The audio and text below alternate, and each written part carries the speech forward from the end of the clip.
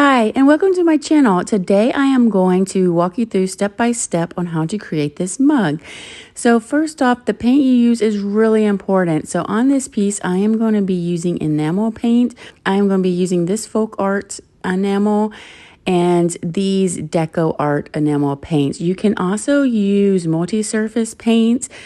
If you plan on baking your mug, try to use all the same paints because the temperature of the oven does depend on the brand of paint that you use. I am going to let mine self-cure by waiting 3 weeks. One of the most important steps with making a mug is you have to use an alcohol pad to clean off all the oil and fingerprints off of the mug. I make sure to do this several times, let it dry, do it again. And I will continue to clean it with alcohol throughout the process of painting it as well. Another trick I have learned when painting these mugs is instead of squeezing the paint out of the bottle, I like to pour it out. Be careful, the DecoArt is a lot thinner than the FolkArt paint, so it comes out a lot faster. This helps decrease the amount of bubbles that you have in your paint. I also give it a good tap and then poke and pop any bubbles that do appear.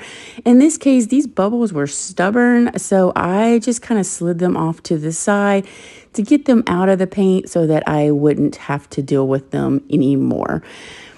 On this project, I will be using a punch set for my tools. This is a hardware tool. You can see they're very much loved. And on there, they have different sizes for each one. So in the video, I'll be showing you the size of tool that I use. That measurement is just the width of the top of the tool. So you can just take the measurement I give you and measure your own tools and find something that is close. I will also be using nail dotting tools in this one. Again, these are very loved tools. And on nail dotting tools, there is just a larger end and a smaller end on each of the tools. And I'll be telling you which end I'm using. I also have these two red tools that I use. I use this one just to pop bubbles. I do not use it on ceramics because I don't want to scratch the surface. This is also kind of like a nail dotting tool. That little ball at the end is very, very tiny. Here it is compared to the smallest end of the pink tool. And it's just a really great tool for doing swipes and for doing tiny dots. I have all these tools linked down below in my Amazon account. So this is the first size that I will be using on the mug for the center dot. So with my tools, I always load them up with a lot of paint. I just keep dipping my tool in there and kind of building up the paint. This helps me get more rounded dots and less pointy. This FolkArt paint is thicker than the DecoArt paint. So on this one, I will be placing a couple of dots here, just kind of loading that dot up with a lot of extra paint. I did decide to make it a little bit bigger, so I pushed down the tool all the way that second time. And then I'm going to take that little small stylus, not the one with the needle, and I am going to swirl that paint around to make that dot nice and smooth. I know I'm going to put a center dot on this, so when I pull my tool up, I'm going to bring it up in the middle. So that way, if there is a little peak that is left after it dries, it's going to be covered by a top dot. To start my mandala, I'm going to use the small end of this pink dotting tool, and I'm going to place a dot on the top and then directly underneath on the bottom, and then I'm going to place a dot in between those on each side. Be careful to try to get this as symmetrical as possible to the cup. You just kind of have to eyeball it on these. And once you do, you're just going to carefully place a dot in between those dots. And this is going to set you up really nicely to start your mandala. If you have to wipe your cup clean a couple of times to get this part perfect, do so, because this will set you up for the rest of the mandala. If your spacing is really off on this, then by the time you get to the end of the mandala, that gap will be even greater. So try to get this part as perfect as possible and just take your time with it. Next, I am using the bigger end of this pink tool to place a dot in between those dots. And then I'm taking that small stylus and I am just dragging that paint out into the middle. Now, this is real-time dotting, so I didn't speed it up for you guys. So just take your time with it and be patient with this. I always clean my tool off in between these swipes too, because I don't want the paint to build up, because then the tails of your swipes will slowly get bigger as you go around. I do find that to get them the same, it is best to just do one swipe and not try to do multiple swipes. These enamel paints on a mug surface, they swipe so beautifully. So try to do it in one steady swipe and you will have a better result. Okay, so next, to figure out what size dot I can place there, I kind of take my tool and kind of measure it and see if that will work, knowing that once I load it up with paint, it's going to go a little bit bigger than the tool itself because I load my tools up with a lot of extra paint. And on there, I can see that it has a little peak in the middle. So I decide to add a little bit more paint to that dot to kind of help build it up a little bit. That was the size tool that I ended up using. I ended up doing that a lot in the video. I always try it first to make sure that's the size I want to stay with, and then I will show you the size tool. But I just slowly just work my way through. I am just placing the dot in between those two pink dots and above the white dot, trying to keep the symmetry as much as possible. I'm just taking my time, making sure to leave a little gap so that they don't touch. If they do touch, it's fine. You're learning and it's just part of the process. There are ways to fix it if you prefer. The easiest way with these paints is just to let it dry to the touch, and then they just will pop off because they haven't cured yet. And then you can go back and fix it.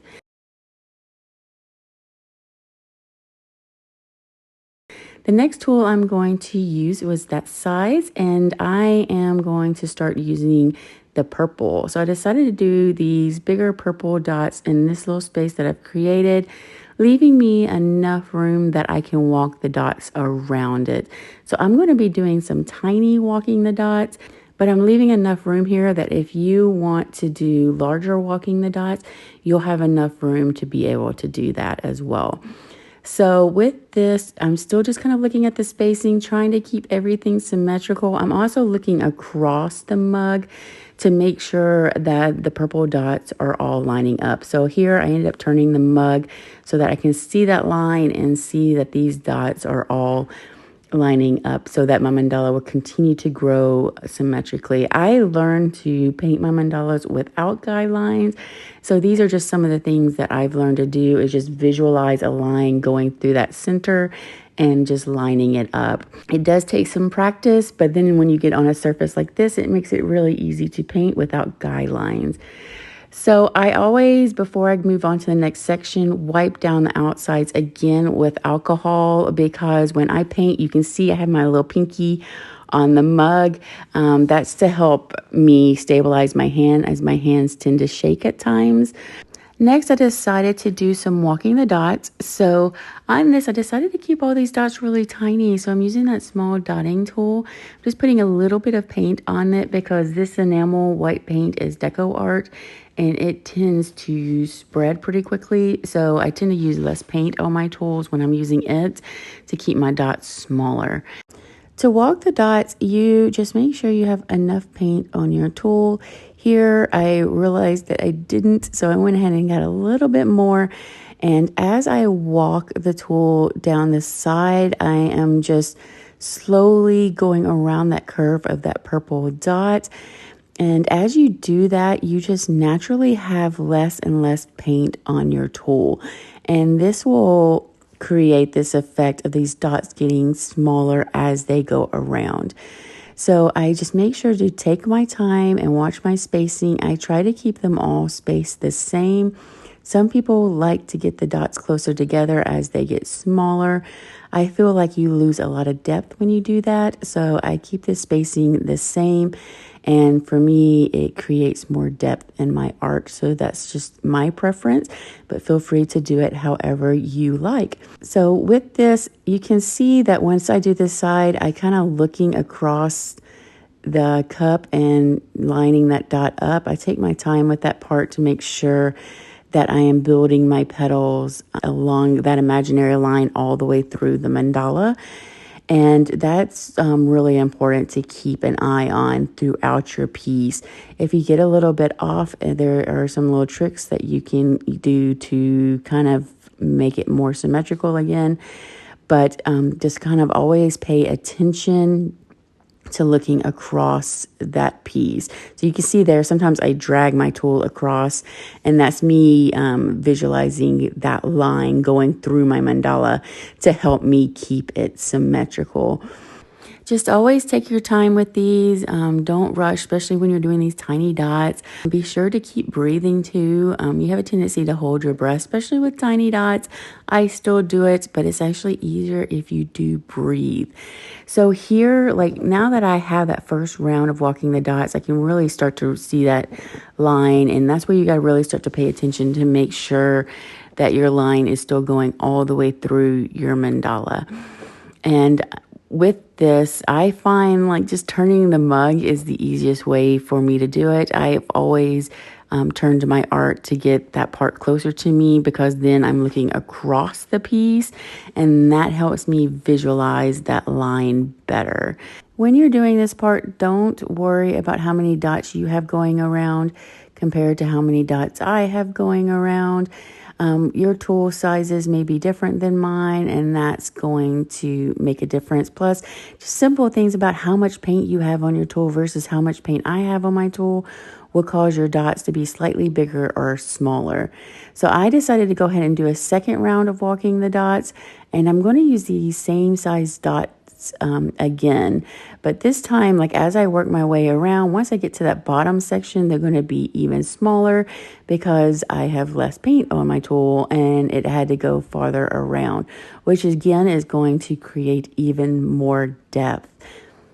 Now, if you wanted to use a different tool for this section, I could have just used the pink dotting tool and use the smaller end and just going around the purple dot once.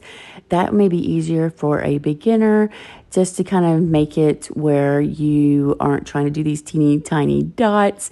These tiny dots on this piece is the most challenging part in this particular mandala design. But if you would like to make this part a little bit easier, you can just use a pink dotting tool and just do that first part like I did, but with the pink tool, and that will fill up this space the same as I'm doing with 2 rows of tiny dots. So instead of having 2 rows of tiny white dots, you would have 1 row of white dots using the pink dotting tool. This is always something to keep in mind when you're doing tutorials, because depending on the difficulty of the piece, you may not be at the place where you can make all these tiny dots yet, and that's okay. It took me a very, very long time, but the only way you're going to be able to do them is to practice. So I encourage you to try, but feel free to just do the 1 row of white dots with a bigger tool if you're just starting out, or if you just feel like doing an easier piece, because sometimes I just feel like doing an easier piece and I don't want to deal with tiny dots, and that is okay. So with these tutorials, always just kind of keep that in mind, that you can feel free to adjust things as needed. You may need to adjust things based off of the size of your cup, the size of tools, the paint you're using. All those things factor into the size of the dots that I'm creating. So if you're using something a little bit different, you may have to adjust a little bit, and that is okay. Just do whatever will fit into the space that you have created. And this is one step into making your own designs, is once you realize like, oh, I don't have enough room to do what she did. Maybe I should do this instead. And that's how you start to get your mind thinking about making your own designs. You're starting to read the space that you've created and realizing that there's no way you're going to be able to do 2 rounds of small dots. So maybe you just end up doing 1, and that is okay. So next, I decided to do these pink dots, and to line them up, I'm looking at the top of the 2 white parts and trying to place that dot in the middle, but spaced apart from the petals.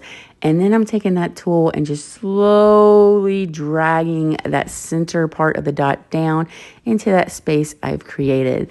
So I'm adding extra paint to these dots to give me more paint to pull down.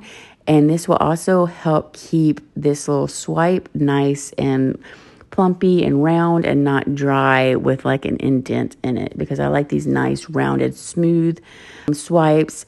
And I try to avoid it where you can see like where the tool drags down. So I always build that paint up and then I'm just slowly pulling that down.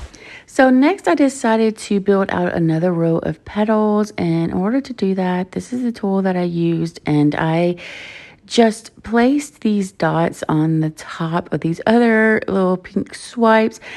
And then I took this little needle to pop a couple of dots that were in my paint. It was being a little pesky and it wasn't wanting to pop. I just kept at it because a lot of times with these enamel paints, bubbles that you don't see under the surface will come out. So I just stuck with it until I finally got that little bubble to pop. And then I was able to do the last one of these. And next, I am going to do some more walking the dots. These dots are going to be a lot bigger than the previous one, except for this first row. I did decide to do a purple row, and I used the small tool that I have. So once again, I'm just lining these up. I'm just looking across that line, and you see me dragging that tool across, making sure everything lines up before I place that dot. A lot of times I find it easier to do just this first dot first, going all the way around, and then I can go and check and make sure that I have everything in line before I do all the small walking the dots. It's just something I've learned to do to kind of save me time, because sometimes if I just do one section at a time, I realize that I got off on one and then I end up having to remove a whole bunch of dots to fix it. So doing this ends up saving me time and just a way for me to make sure that I have everything lined up before I start doing all of these little dots. So the same thing, we're just loading up our tool with paint and just slowly walking around. I kept this at the speed that I go, but feel free to go slower. It took me a while to be able to go this fast, which isn't saying much. But these tiny ones I always take a lot of time with. And anytime I do that left side, I always seem to have more trouble than the right side. So I tend to go a lot slower and really pay attention. You may notice too that sometimes one side you tend to get farther away from the dot than the other side. Sometimes I find like turning the mug the other direction, so where I'm painting going down helps, or just really just like I'm doing here, taking my time, making sure to keep those dots as close as possible, because for me the left side tends to move out farther away from the dot than the right side. A lot of times if I do the left side at this angle, I find it a lot easier to keep it closer to the dot. So sometimes you'll see me like moving my stones and stuff a certain way, and that's just because I know that's the way I'm going to be able to get it to look the most symmetrical. For this video, I tried not to move my cup too much, so to make it easier to watch and for you to see what I'm doing, because I knew I wanted to make this one a tutorial. So next I did go up in dotting tool size, and I'm using the small end to do these dots. Again, I am just placing all the dots first. I realized that I forgot to wipe it down with alcohol before going on. So I went ahead and did that, since I always like to put my pinky on there to kind of help my hand from shaking too much. So I constantly do this where I just go through and clean with alcohol. So after placing this last dot, then we're going to get started with the walking the dots in the light pink. So I did go back down to the smaller dotting tool for these. I just wanted to make that first dot a little bit bigger, just so I could start making more of a point. And then I kept these dots small. Gives it a lot more depth. Again, feel free to use bigger dots if you would like, and then maybe you just don't do as many rows around, because I'm going to end up doing one more row going around after I do this pink row.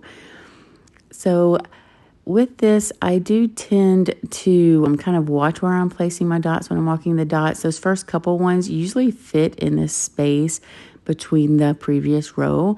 And then from there, I just kind of look at my spacing and work my way down. I did end up having to turn the mug to just make my life easier.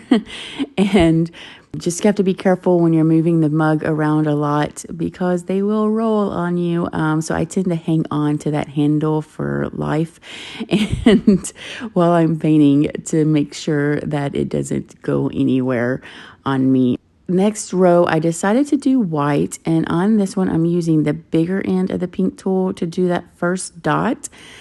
And then I am going to switch to the smaller end to do the rest. So I'm just really careful here to make sure everything is still lining up. That's just something that you kind of have to keep in the back of your head, to kind of always constantly be looking across the mandala. And that's what's going to keep you symmetrical throughout without guidelines. And now I am going to switch to the small end of the dotting tool, and you can see how that first dot just ends up falling right between the two dots of the next row. And then from there, I just slowly work my way around until I run out of paint, getting as close to that pink dot as possible. But it's okay to leave some space there because it's going to create more depth if you do. So with these, just always just take your time. Don't rush. This paint is, again, the Americana one. So you have to be a little bit more careful with this one as it is more fluid to not get those dots too close together. And with the ceramic cup and the dotting tool, it can be a slippery surface. So sometimes if your hands shake like mine, you might end up messing something up. In that case, there's two things you can do. One is just let it dry. This is the preferred method because once it dries, you just pop that dot off and then you can go back in and replace it. If you are in a hurry and just want to get it done, you can try removing it with a like toothpick, maybe even a Q-tip depending on where it's at, but you really run the risk. This cup is such a slippery surface to work on that your tool is probably going to slip and mess up something else along the way. Later on in this video, I do remove a swipe, so I will be showing you that. Here, I'm just giving you a closer view of the walking the dots at a different angle so you can kind of see what it looks like there. That dot wasn't quite big enough, so you can go back and add a little bit more paint to it. Next, I decided to do these swipes. So I am using the small end of the pink dotting tool, but you notice I loaded that tool up with a lot of paint and then I went back and got some more. Then I am just slowly dragging it out. This is real time, so that's how slow I make those swipes. You'll notice too that when I do this, I put my pinky on the cup right there. That helps me stabilize my hand, especially for those smooth strokes. If I don't have my pinky on there, I end up jerking my hand at some point during the stroke and it doesn't look as smooth. So this is a way I have learned to kind of control my hand a little bit better to make that nice smooth stroke. Also, try to do the stroke on these cups. This paint is thinner, so try to do it in just one swipe. They always look better if you can. If you do have to go back over, it is okay. The paint tends to get a little bit thicker on you the second time. It tends to deform it a little bit. So try your best to do it all in one swipe and you will have a better result. And also, the more paint you load up, the thicker that swipe is going to be, the more paint it's going to have on it. And when it dries, it won't dry with like an indent in the middle of it. If you notice that your paint is drying like that, it just means you need to load it up more at that top, which is what I'm doing like 3 different dots on there. And then before I drag it out, I always dip the tool back in the paint again. I also notice with these swipes, it is better for me to do one side at a time because you kind of get into this groove on the side and it becomes muscle memory and you kind of have the motion down. So I find that my swipes are more symmetrical if I just work on one side at a time instead of switching back and forth. So now that I've got that one side complete, now I'm going to the next side and you see I'm kind of teaching my hand the motion that I need to do to make this particular swipe. With these purple dots, when I place them, I'm placing them just like I would walking the dots, but I'm doing it off to the side. So I'm doing it in between the first 2 white dots, and that's how I know where to place them at. And then I'm also checking to make sure they're symmetrical on both sides before I make that swipe. And then I made my way all the way around that purple side. Now for the pink, I am just going slightly above that purple swipe, just a little bit above, about 1 tool length above. And then I'm doing it the exact same way, just loading it up with a lot of paint and then just slowly bringing it down as far as it will go. I don't want it to go all the way down to that first row because I want to leave some space there. And the reason why is that's going to create more depth. If you have a little bit of that negative space there, it's going to create more depth and make it look like these petals are behind that center purple petal row. It's just a way to create more depth. So you don't always have to cover up every space with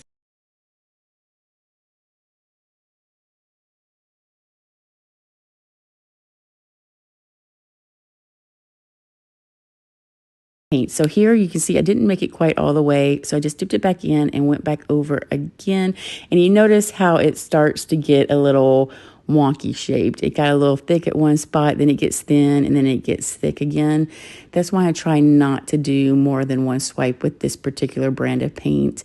I was able to go in with a toothpick, and I am just slowly like scraping away that extra paint, trying to get it to smooth out a little bit more.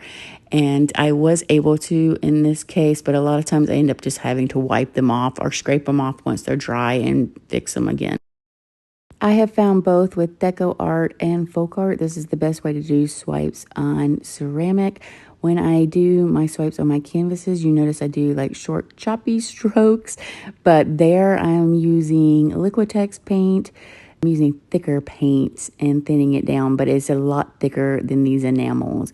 So basically I have a different technique depending on which brand of paint I am using. And that's something to keep in mind too, that you may find one way is easier with one type of paint, and then you kind of have to change things up when you use a different type of paint. And that's just part of the process of getting to know your paints and which ones you prefer. I know some dot artists don't like the DecoArt Americana on ceramics, and some prefer that over FolkArt. I'm one who prefers the DecoArt over FolkArt in this case, but FolkArt has a lot more colors. I do mix them up, and I'm using both brands on this mug. Since I don't bake my mugs to cure them, that's not an issue. If you are going to bake, you notice that the temperatures are different for each one, so it's best to kind of use the same brand, but I know many people mix and match and they do just fine. They just use the lower temperature. So on this one, I'm almost done with these pink swipes, and I decided to keep working these petals out. You never want to take paint all the way to the top of the mug because you got to think when people drink, their lips would come in contact with it, and you should never use this type of paint in direct contact with food or someone's mouth. So I always make sure not to take the design all the way up, and then I only decorate one side so that you can always drink from the other side as well. Here on this swipe, you can see that I didn't have quite enough paint, and I didn't really like the shape of this one. So in order to fix this, I just used a toothpick. There was a little bubble there, and I just kind of got it, and then I took that extra paint and just kind of helped push it along, trying to make that as smooth as possible. Next, I decided to do another swipe in purple. I'm using the same size tool. I kind of measured it out to see that it was okay for me to use the same size tool. You may have a bigger gap than me, and you might need to go up in tool size, but I'm going to end up doing 3 swipes in this little gap. So for me, I could use the same size tool, and I ended up just doing it the same way I've been doing it, just going up a little bit higher than that previous row, and loading that dot up with a lot of paint and slowly bringing it back down into this space, just as far as it will go. Wherever it stops, I'm okay with, except there, it just didn't go quite as far. So I just took a toothpick and was just able to drag that out just a little bit longer, and that made me a little happy. It would have been fine where it is, but you know, sometimes I like to fix things that don't really need to be fixed, so it's okay if it ends a little bit short. I ended up just keeping this pattern going and just slow, steady speed when doing all of these swipes. For the other side, I found that it was easier for me to do the swipe starting at the bottom and going in an upward motion as I was getting closer, it just made it where I was able to see better to make that swipe. A lot of times I find that like on one side, I work better working from the top of the piece, and on the other side, I work better working from the bottom. So that's just something you just kind of learn as you're doing it. Just be careful not to put your hand on the wet paint. I try to hold on to the mug pretty tight in a spot that's not going to be close to where I'm actually painting. So next, I decided to fill in this last little spot with pink color again. And I am just kind of picked a tool that would fill up that spot very nicely. So just kind of measure your tool and see what you need to use. And then I was able to just take the larger end of the pink tool and drag that swipe out, because that's what I needed in order to fill in that space. Now I wanted that swipe a little bit thicker on that little size, so I kind of dragged the paint out a little bit more, just kind of making it go a little bit wider there. Again, I really didn't have to do that, but you know.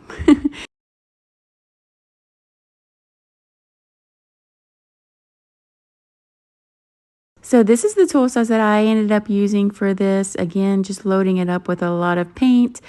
And you can see how thick I have that paint there. I'm also being careful to look out for any bubbles that may show up. And then just slowly dragging it into that space.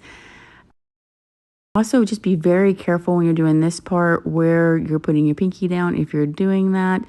Unfortunately for me, I was not so careful. And I ended up touching a few swipes that I had to go back and fix.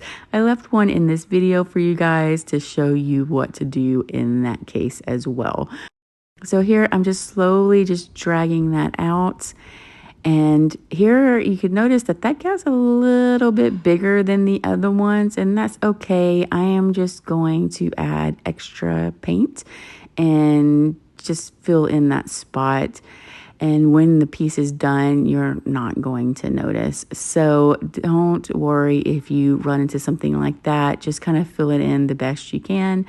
Here, I just felt like a toothpick was just the better choice to kind of spread that paint out and to get it even where I would like it. So here, doing one of these last swipes, I do accidentally touch one of the other petals. So I wanted to leave this in the video to kind of show you guys one way to fix it.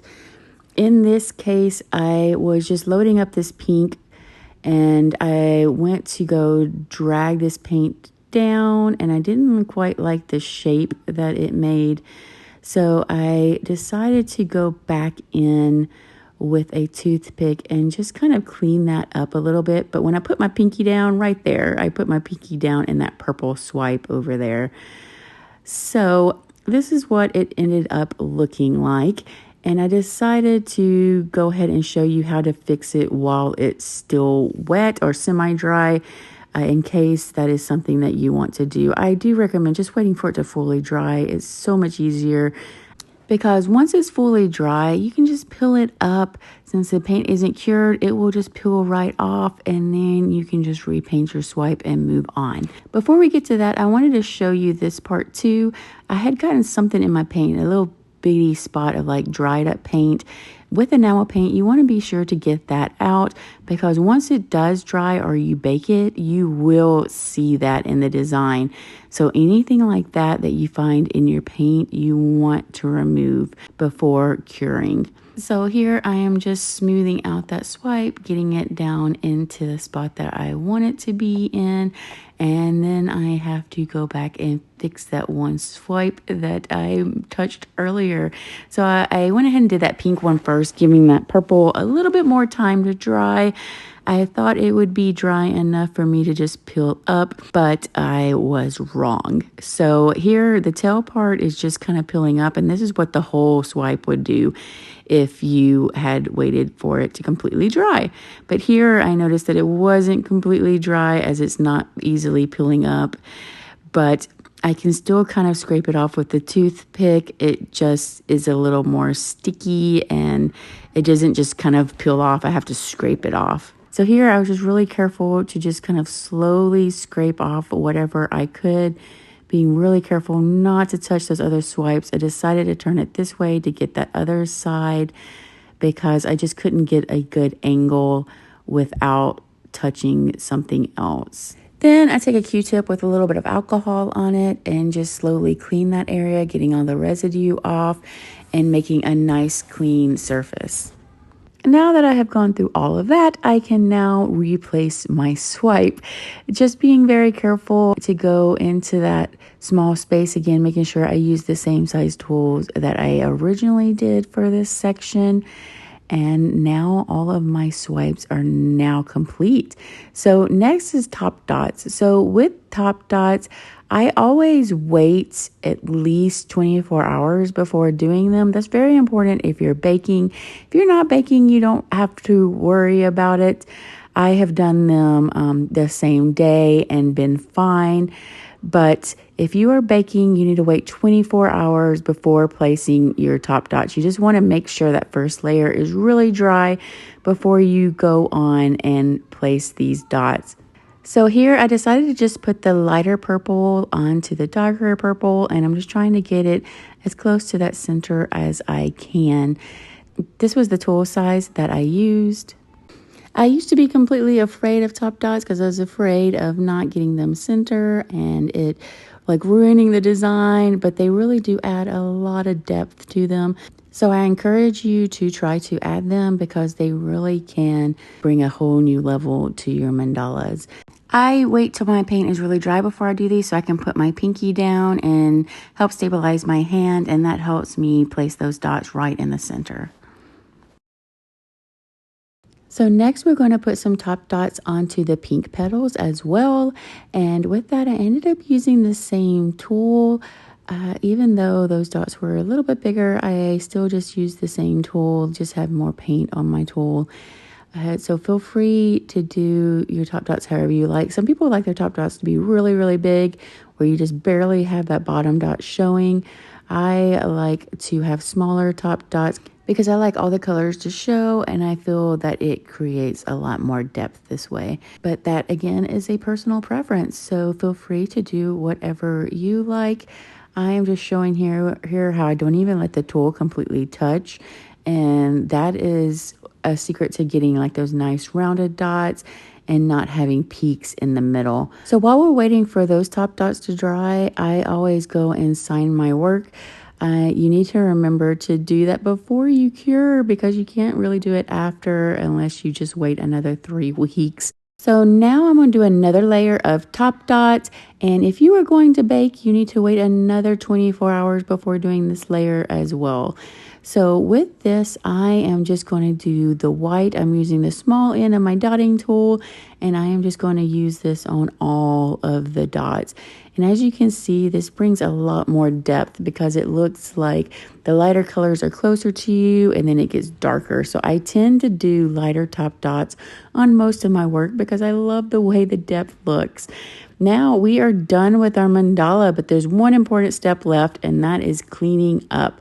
Now with this, I waited several days, and now I'm just going through and just wiping off any little paint splatters or smudges from where I was holding the cup and had paint on my hands, or any little imperfections that I want to fix before I cure the cup. So here there's like just a little dot of paint. I'm just going to scrape it off with a toothpick. The toothpick will not scratch the cup, but I am gentle with it as well. Then I just use alcohol to wipe the entire cup down, making sure to get any paint off, checking the whole thing. Once this paint has cured, there is no more wiping it off. So you need to make sure you get every little dot off now. So just kind of go over it, keep looking, checking, and be sure to check the bottom. You tend to get a lot of paint there. The handle, I tend to get a lot of paint on. And then here, I can even clean up a couple little spots that are on the mandala itself, but you cannot scrub it with alcohol. It is not cured. It will come up if you are not careful. So I'm just kind of going and checking, making sure all my lines are straight, making sure I have all my top dots and I didn't miss one. So this is your last chance to just kind of check and make sure everything is exactly how you want it to be. Also, sure to check the inside as well. You might get like a little spot there. So be sure to check that as well. And now our cup is done, guys. So I hope you guys enjoyed this tutorial. Please like and share and be sure to subscribe. And if you have any other ideas for me, post them below.